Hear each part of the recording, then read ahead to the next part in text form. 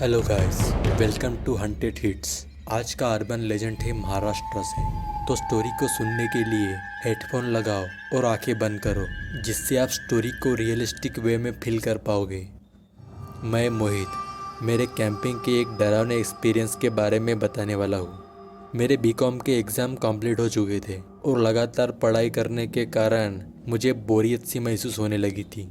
इसलिए अपने माइंड को रिफ्रेश करने के लिए मैंने बाहर जंगल में कैंपिंग करने की प्लानिंग बनाई और अपने दो दोस्त अंकित और महेश को कॉल लगाया और दोनों ने मेरे साथ आने के लिए हामी भरी। फिर हम कैंपिंग की प्लानिंग करने लगे, लाइक किस दिन जाना है, क्या सामान ले जाना है, एक्सेट्रा एक्सेट्रा। हम सैटरडे को निकलने वाले थे और संडे को वापस आने वाले थे। मैंने अपने मम्मी को बताया कि हम सैटरडे को जाने वाले हैं, बट ये बात सुनते ही मेरी मम्मी गुस्सा हो गई और बोली, तुम सैटरडे को नहीं जाओगे। मैंने मम्मी से पूछा, बट हम क्यों नहीं जाएंगे? मम्मी बोली, शनिवार को जंगलों में नहीं जाना चाहिए, वहाँ चकवा होता है। गाइस, आपके जानकारी के लिए बता दूँ कि महाराष्ट्र में छलावे को चकवा कहा जाता है। मम्मी की बात सुन के मैं भी घबरा गया और ये बात मैंने अपने दोस्तों को बताई। महेश बोला, क्या यार, तू भी ऐसे बातों पे विश्वास रखता है? अब तो हम शनिवार को ही जाएंगे। शनिवार का दिन आया। मम्मी ने तो पहले ही मना कर दिया था, तो इसलिए मैंने मम्मी से झूठ बोला कि दोस्तों के घर जा रहा हूँ, वहाँ रुकूंगा और संडे को हम जंगल जाएंगे। मम्मी भी मान गई, बट मम्मी ने एक वार्निंग दी कि अगर तुम्हें पीछे से कोई आवाज़ लगाए तो पीछे मुड़कर मत देखना और वहाँ से भाग जाना। मैं ओके मम्मी कह के वहाँ से चला गया। मैं बस स्टॉप पहुँच गया, जहाँ मेरे दो दोस्त कार से आ गए थे। फिर हमारी जर्नी स्टार्ट हुई। सुहाना दिन था और एग्ज़ाम ख़त्म होने की खुशी थी। मस्त गाने बजाते हुए हम जाने लगे। जंगल के 5 किलोमीटर आगे हम एक टपरी में चाय पीने के लिए रुक गए। वहाँ मोबाइल का नेटवर्क नहीं था, इसलिए हमने वहाँ बैठे एक बूढ़े आदमी से रास्ता पूछा। बाबा, जंगल जाने का रास्ता यही है ना? हम कैंपिंग करने जा रहे हैं। मोबाइल का मैप भी काम नहीं कर रहा। बूढ़ा आदमी बोला, बेटे, आज शनिवार है, तुम वापस चले जाओ, कल आना। मुझे तो पता था कि बाबा ऐसे क्यों बोल रहे हैं, बट अंकित ने बाबा से पूछ लिया, बाबा, हम आज क्यों नहीं जा सकते? बाबा बोले, बेटा, आज अमावस की रात है। आज की रात उस जंगल में चकवा घूमता है, जो कि बहुत डरावना होता है, और मैं उसे देख चुका हूँ। जैसे तैसे करके मैं चकवा से बच पाया हूँ। बाबा की बात का मजाक उड़ाते हुए हम जंगलों की तरफ निकल गए। हम जंगल पहुँच गए थे शाम के 5:30 बजे तक। फिर हमने एक अच्छी सी लोकेशन ढूंढी और वहाँ अपना कैंपिंग टेंट लगाया। धीरे धीरे रात होने लगी। हमने चिकन लाया था, तो सब अपने अपने काम पर लगे थे, लाइक कोई कैंप सेट कर रहा हो, कोई प्याज काट रहा हो, तो कोई चिकन धो रहा था। कैंपिंग में मज़ा आने लगा था। हम इंजॉय कर रहे थे। फिर हमने चिकन पकाया और मस्त इंजॉय करते हुए खाया। अब बर्तन धोने की बारी थी, बट हमारे पास उतना पानी नहीं था। पीने का पानी था, बट बर्तनों को ऐसे ही नहीं छोड़ सकते थे, क्योंकि चिकन की स्मेल से बाघ भी आ सकता था। तब अंकित बोला, मुझे आते वक्त एक तालाब दिखा था, तो तुम लोग रुको, मैं पानी भर के आता हूँ। अंकित भूत प्रेत जैसी चीज़ों को नहीं मानता था, इसलिए अकेले जाने की जिद कर रहा था। बट जाते वक्त मैंने उसे वार्निंग दी, अंकित, कोई भी अगर पीछे से तुम्हें आवाज़ लगाए तो पीछे मुड़कर मत देखना और वहाँ से भाग जाना। अंकित हंस के चला गया। महेश और मैं कैंपिंग टेंट के अंदर लेट के बढ़िया बातें करने लगे। मैं भूत प्रेत जैसी चीज़ों को मानता था, तो महेश ने जानबूझ के भूतों की स्टोरीज बताना स्टार्ट की। वो स्टोरीज सुन के मैं बहुत ज़्यादा डर गया था।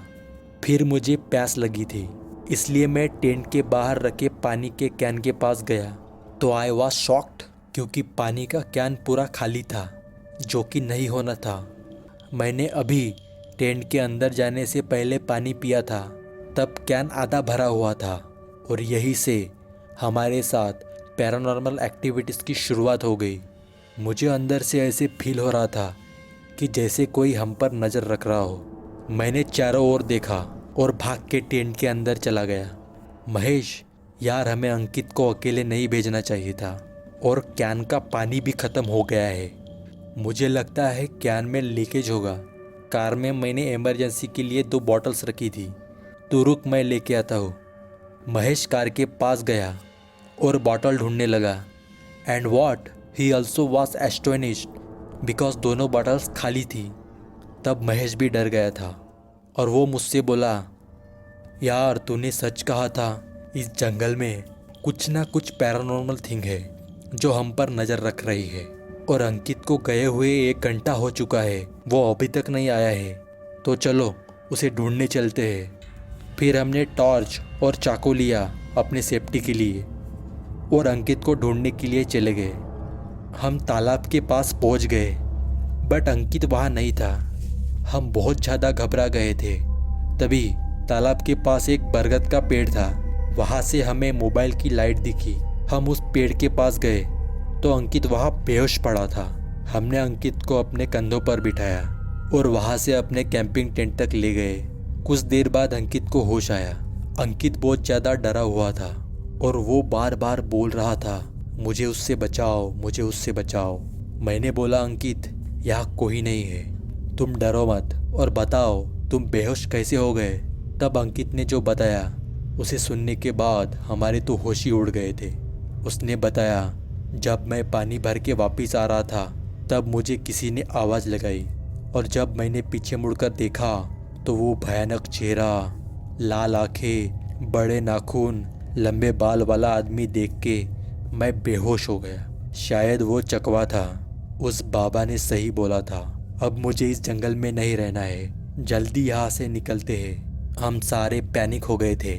हम जल्दी से कार में बैठ गए। इवन हमने कैंपिंग टेंट को भी नहीं खोला, उसे वही छोड़ दिया। हम जंगल के बीच में थे, इसलिए जंगल से बाहर निकलने का सिर्फ कच्चा रास्ता था। कुछ दूर जाने के बाद हमारी कार रास्ते में फंस गई।